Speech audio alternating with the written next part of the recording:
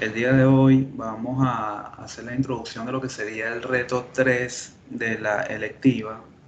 Recordemos que en el reto 1 ustedes a través del ETL trajeron el listado de control de la clase y lo cargaron en la base de datos local en cada uno de sus equipos.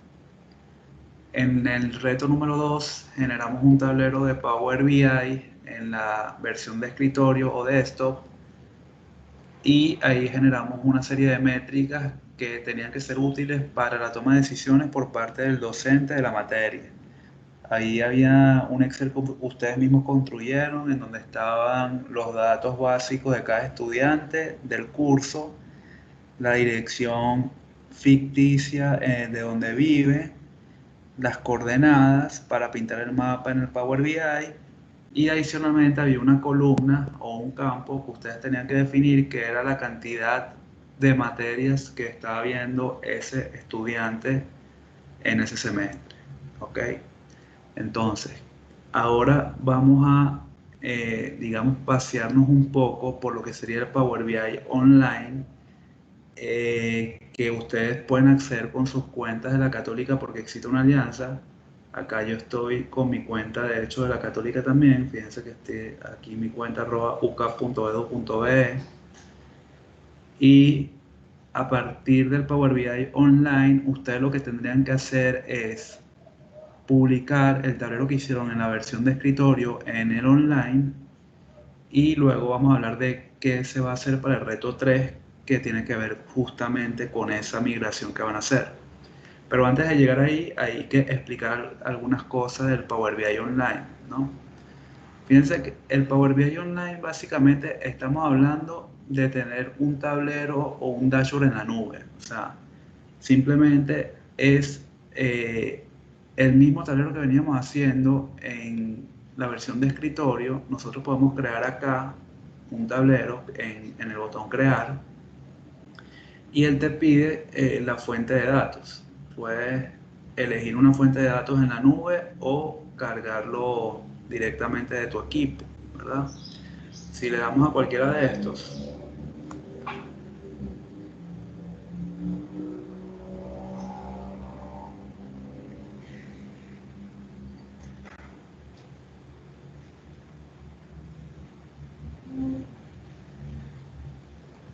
dice que aquí, bueno, aquí básicamente me está pidiendo que yo coloque manualmente los datos, ¿no? Este no es el que quiero, sino esto que tengo yo acá, que serían las fuentes de datos que ya yo tengo creados en la nube. En este caso son estas tres que tengo. Y eso está en la parte de mis conjuntos de datos. Si yo me voy a mis conjuntos de datos, que es esto, aquí tengo esas tres fuentes que podía ver ahí y manipular para crear mi primer tablero. Entonces, ¿cómo funciona esto? Si yo me voy a mi panel de inicio, yo acá tengo los informes que yo he creado. Un informe es como que si tú crearas un dashboard, que es donde te lleva aquí a esa parte, ¿no? O sea, tú puedes elegir directamente de las fuentes que ya tienes en la nube o especificarlo manualmente o conectarse directamente con el origen de datos de Power BI de esto. Y ya vamos a explicar cómo te conectas a la fuente de datos teniendo, por ejemplo, la base de datos en tu equipo o en tu máquina y no en internet, ¿no? Fíjense que yo acá creé un tablero que se llama información de proyectos. Si yo abro esto es un tablero de ejemplo que yo estuve creando hace mucho tiempo con data ficticia de temas de trabajo, ¿no? Entonces yo tengo acá mi tablero que está cargando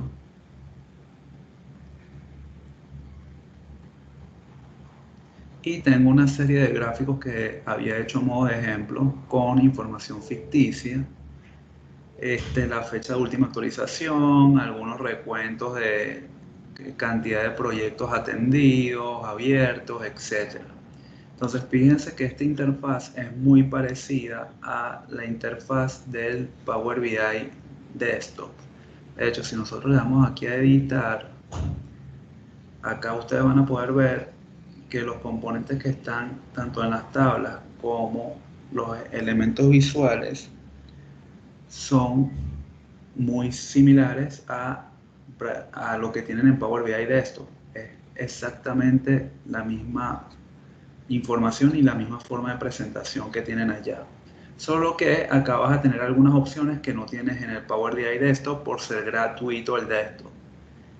De hecho, en el desktop tú deben tener un botón en la parte de arriba, en la parte derecha, que te diga publicar. Ese es el que tienen que usar para publicar su tablero que tienen allá directamente en la nube.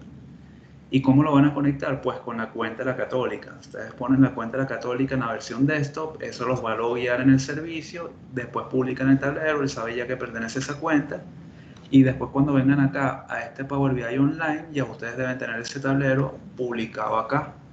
Y por supuesto, desde la nube pueden compartirlo con demás usuarios de la nube de Power BI.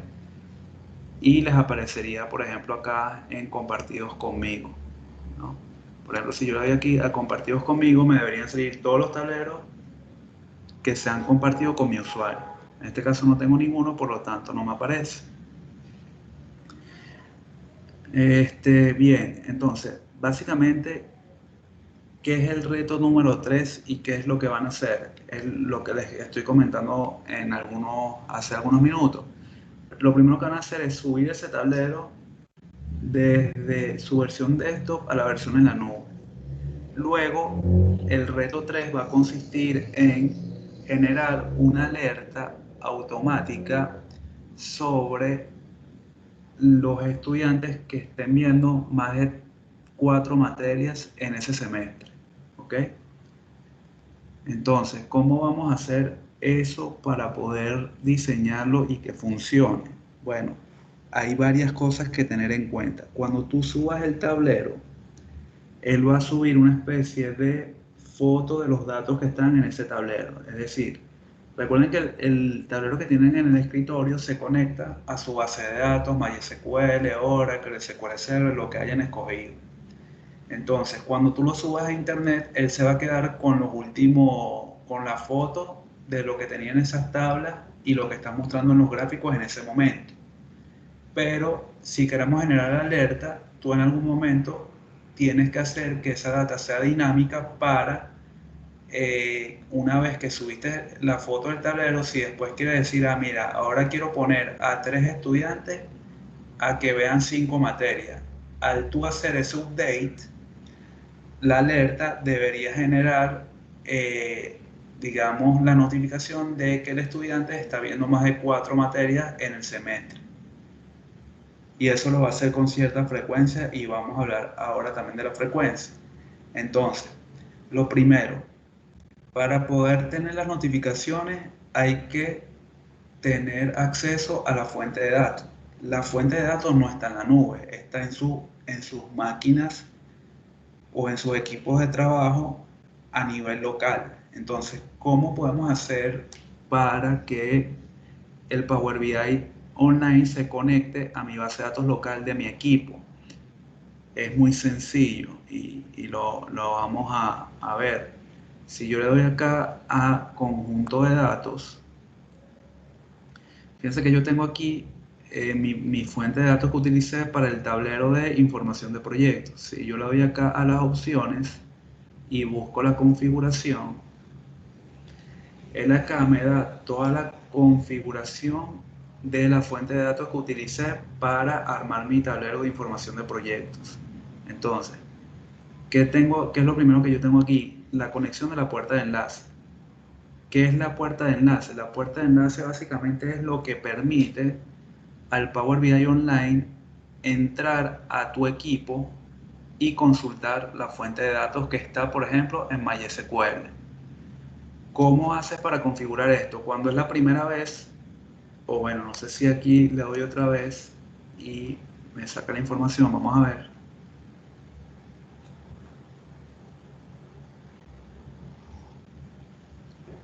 No, en este caso no me presento la información, pero cuando es la primera vez que tú haces esto y tú no tienes una puerta de enlace definida, él te va a desplegar aquí un descarga. Mira, descarga este programa que es un MSI de Windows. tú lo vas a ejecutar y se va a instalar algo en tu computadora que va a permitir al Power BI Online conectarse, obviamente solamente para poder tener acceso a los lugares autorizados, a esa base de datos o a esa fuente que tú quieres que se conecte. Es como una especie de DNS que va a funcionar de manera automática y que él va a detectar cuando tú estés cambiando de IP o lo que estés haciendo, ¿no? Por ejemplo, él aquí detecta que yo lo tengo instalado en este modelo de equipo, que es el equipo donde tengo la base de datos. Entonces, cada vez que yo haga una modificación de los datos en este equipo, en esta DEL, el Power BI Online se va a enterar porque él cada cierto tiempo accede a la base de datos local de mi equipo y consulta la información a ver si ha cambiado algo. Entonces, esa es la puerta de enlace. La puerta de enlace, valga la redundancia, es una puerta para que el Power BI Online se conecte a la base de datos local o a la fuente de datos de manera local en tu equipo. Luego aquí tú le pones las credenciales. En este caso, bueno, yo les había puesto las credenciales del SQL Server. Le puse la IP que tenía en ese momento. En este caso ustedes le pueden poner el localhost. Y aquí pones si vas a hacer una actualización programada de los parámetros, de los conjuntos de datos, etc. ¿Ok? Básicamente, lo que tienen que hacer, lo primero que tienen que hacer es migran el tablero del escritorio a la versión de la nube, crean la puerta de enlace para conectarse a la base de datos de manera local y luego viene la parte de la programación de la alerta. ¿Cómo hacemos la alerta? Si yo me vuelvo a ir al tablero,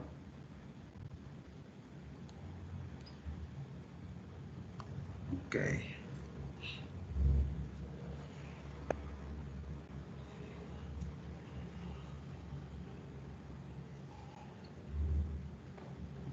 yo tengo acá entonces mi informe.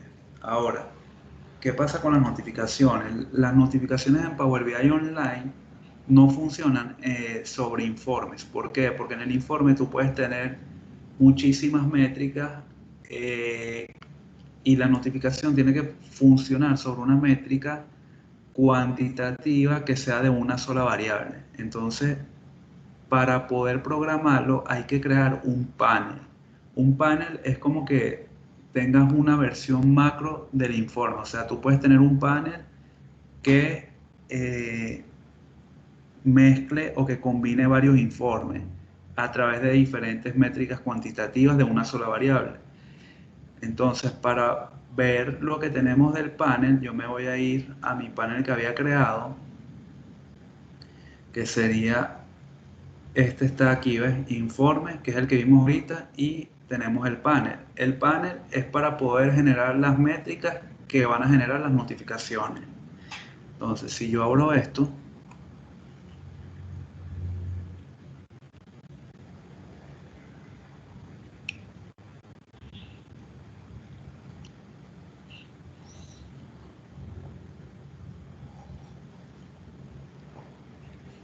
cuando cargue,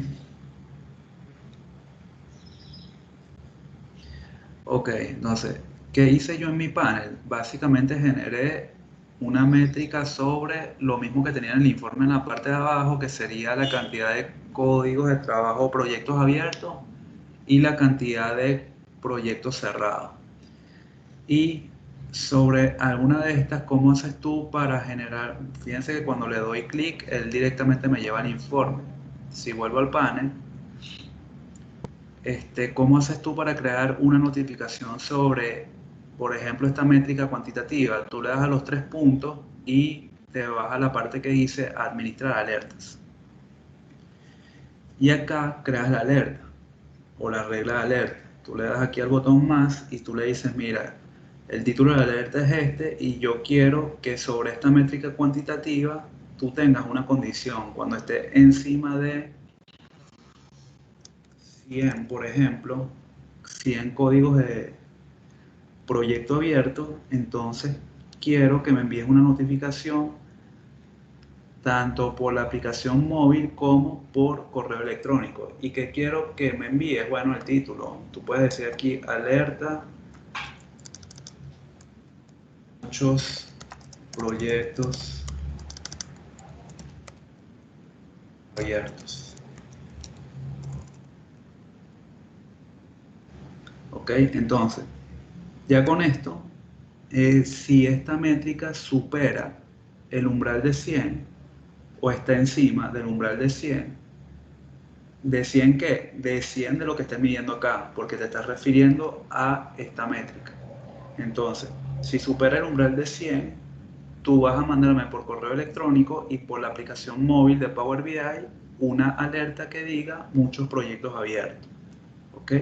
Ahora, cada cuánto tú vas a comparar este umbral. Aquí dice que la frecuencia que tenemos en este caso es cada 24 horas. Es decir, hoy me vas a enviar un correo porque estás por encima de 100 y mañana no vas a enviar correo. ¿Y por qué no vas a enviar correo si igual sigues encima de 100? Porque él siempre va a comparar si hubo un cambio. O sea, él no te va a enviar correo de forma, o sea, no aleatoria, él no te va a enviar correos repetitivos porque la métrica no ha cambiado. Si esto vuelve a cambiar y son 1213, él te vuelve a enviar correo.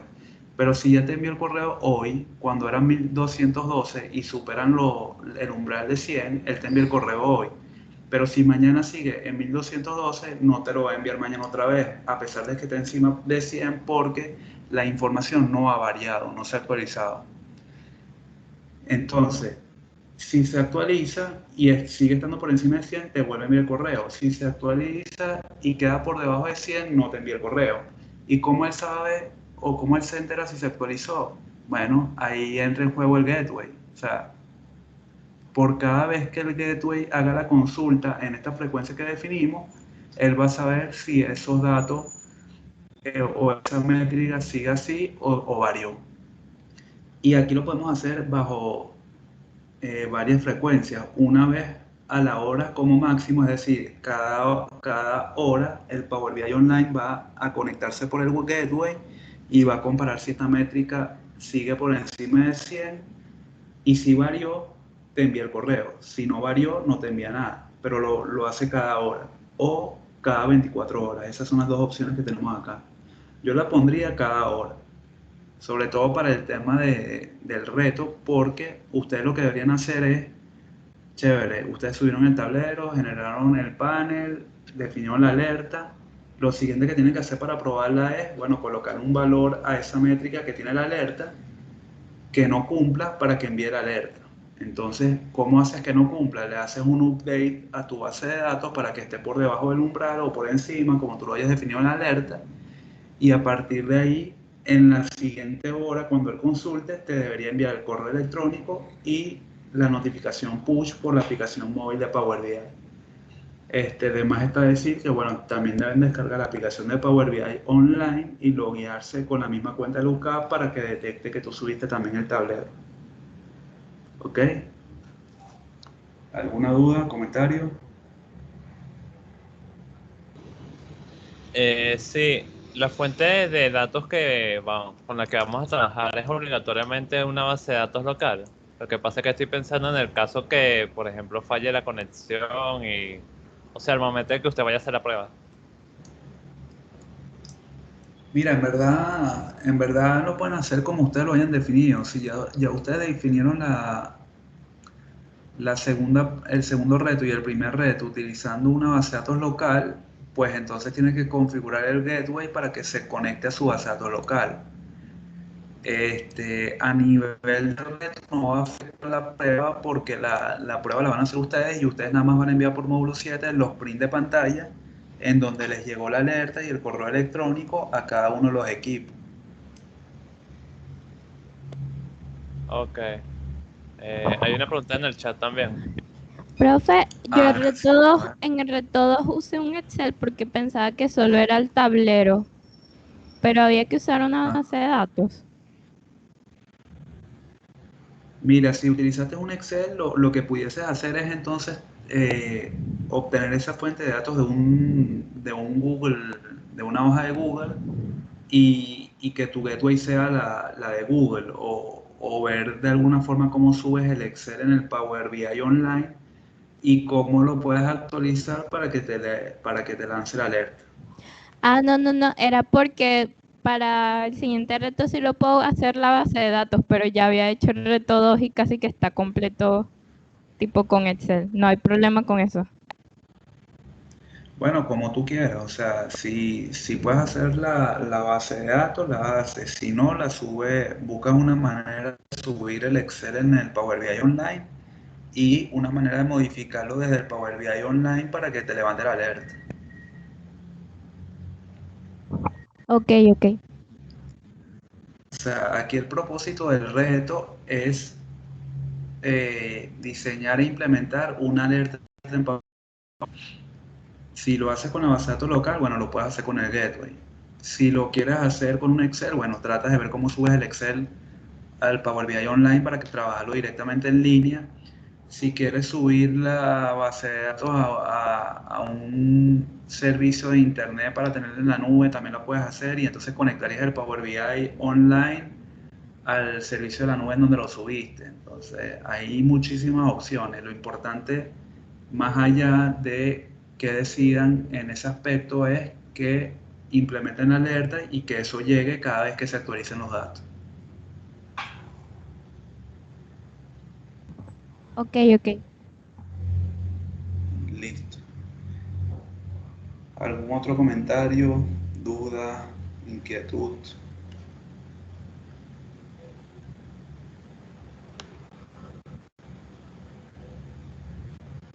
Creo que no, profe.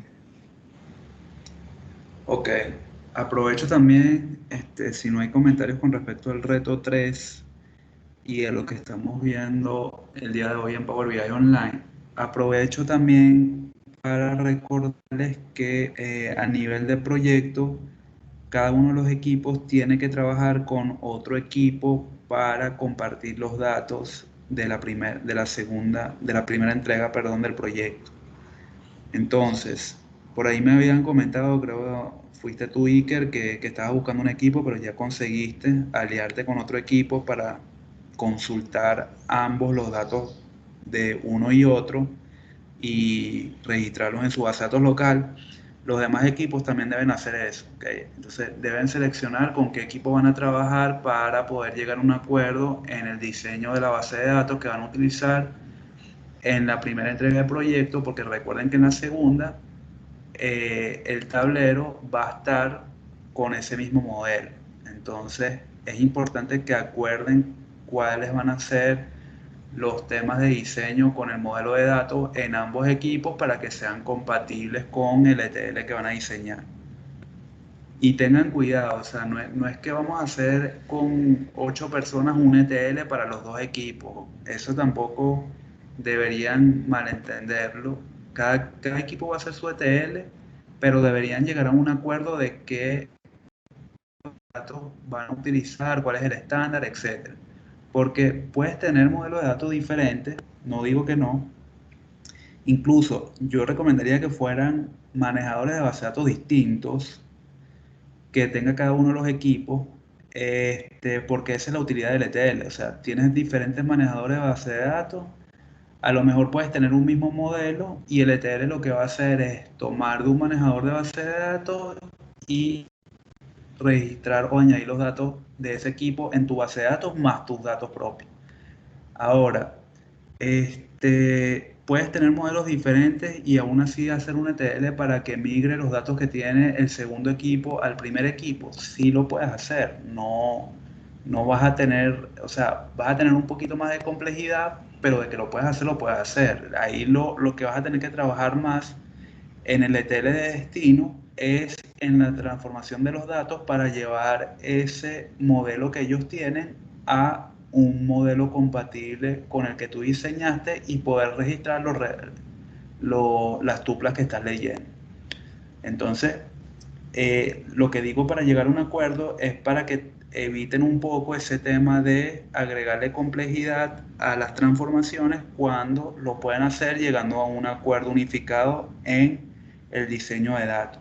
Pero eso no significa que vamos a hacer un ETL y el ETL es igual para los dos equipos. Cada quien va a hacer su ETL. ¿Sí?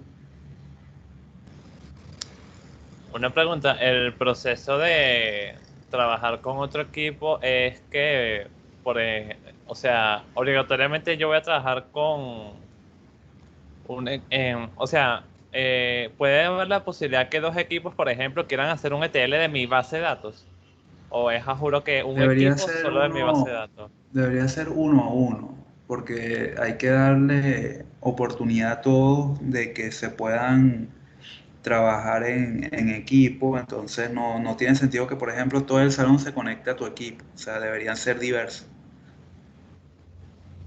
Ok,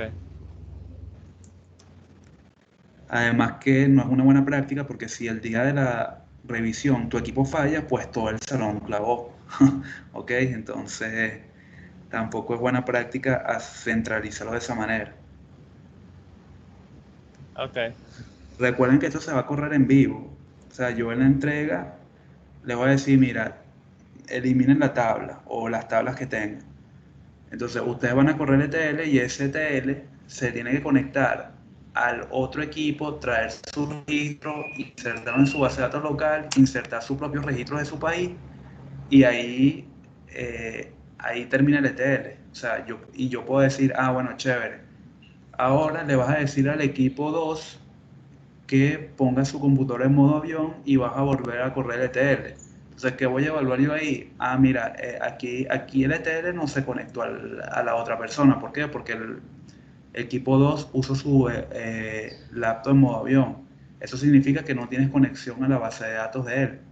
Entonces, el ETL te mandó algún correo electrónico, lo registró en el log, te lanzó algún error visual para decirte eso. Todo eso son cosas que se van a evaluar en la entrega.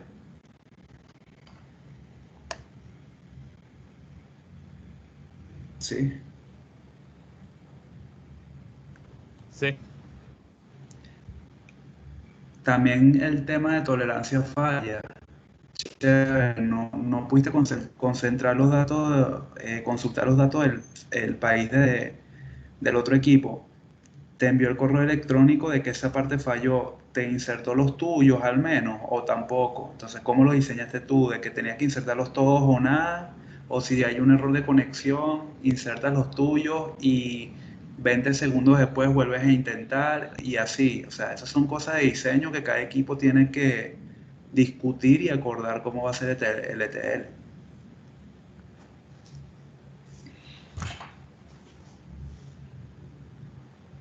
Puede ser incluso, ¿por qué por correo electrónico? Porque no usamos más bien en el flujo del ETL un servicio como puede ser el de IFFT para enviar una notificación push cuando falle. O sea, me parece de mayor utilidad eso que un correo electrónico a cada rato, por ejemplo. ¿Cómo es que se llama el último que dijo? Un servicio que se Notificación llama, push. ajá, una notificación push con un servicio en la nube que se llama IFFT, que es para envío de notificaciones de dispositivos de Internet of Things. Ya, pero hay algo que no ¿Podría entiendo ahí, profe. escribir ¿Dónde sería? esa sigla? Sí, claro que sí. Cuéntame, Moisés.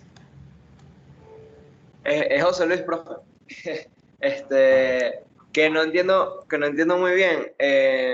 O sea, ¿en dónde se mostraría esa notificación push? ¿En el mismo panel? O sea, no entiendo. No, fíjate, ok, ¿cómo funciona lo que acabo de poner en el chat? El servicio IFFT es una aplicación que tú te descargas y esa aplicación te va a mandar notificaciones push de las cosas que tú estés actualizando, por ejemplo. Eso funciona más que todo para el Internet de las cosas. Tú tienes conectado, no sé, un dispositivo Arduino que hace tal cosa. Entonces, ese dispositivo, a lo mejor en la programación que tú hiciste sobre ese microcontrolador, tú ahí en algún momento envías una alerta y tú quieres que te llegue directamente a tu dispositivo móvil para saber qué pasó con ese microcontrolador en ese proceso que tú estás controlando. Entonces, si el Arduino manda la notificación, a ti te debería llegar a tu celular, ¿ok? Entonces, ¿cómo tú haces para que el Arduino mande la notificación y te llegue a tu celular? Tú usas un servicio que se llama IEEE, que es el que puse en chat. Eso se conecta o envía los datos a ese servicio a través de la nube y después, como tú lo tienes descargado en tu teléfono, te llega directamente como notificación push a tu teléfono. Entonces, el teléfono envía a través de la nube el mensaje y cuando llega ya el servicio sabe que te lo tiene que replicar a tu dispositivo smartphone que tienes asociado con ese. Ah, ok, ok, ok, ya entendí. ¿Sí? Ah, concha, eso estaría fino eso. Gracias, pues. O sea, es una forma sencilla de hacerlo. Otra de las formas es que investiguen en Pentaho algún plugin para envío de notificaciones push. Pero en realidad la mayoría de esos plugins siempre te va a solicitar que registres una aplicación, que le envíes la API key, todo eso, o sea, los tokens, todo eso, porque a nivel de seguridad no lo puedes hacer directo. Pues en cambio con el IEEE esa parte es un poco más sencilla.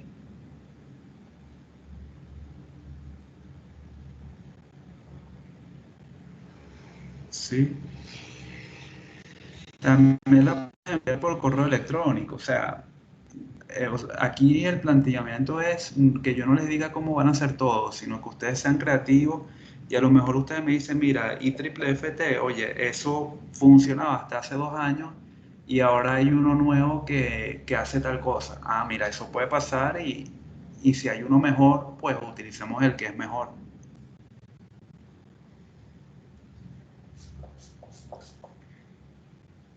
¿De acuerdo?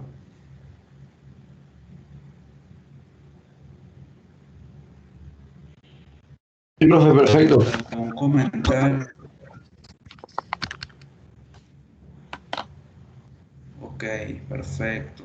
María Ordaz, hola, el equipo de Chile está buscando un país para asociarse. Fíjense, vamos a dejar esas asociaciones escritas también en la hoja de Google, por favor, para saber con quién está asociado cada equipo y en la corrección poder tener ese mapa. Ah, sí, eso es lo que iba a decir, que podíamos crear como una hoja de Excel para que las personas que no tuvieran equipo, pues otras personas se pudieran registrar ahí como para emparejar. No, pero créenlo en la misma hoja de distribución de equipo. Creen una columna adicional en cada uno de los equipos que diga equipo con el cual se asoció y colocan ahí el país y el número del equipo. ¿Sí?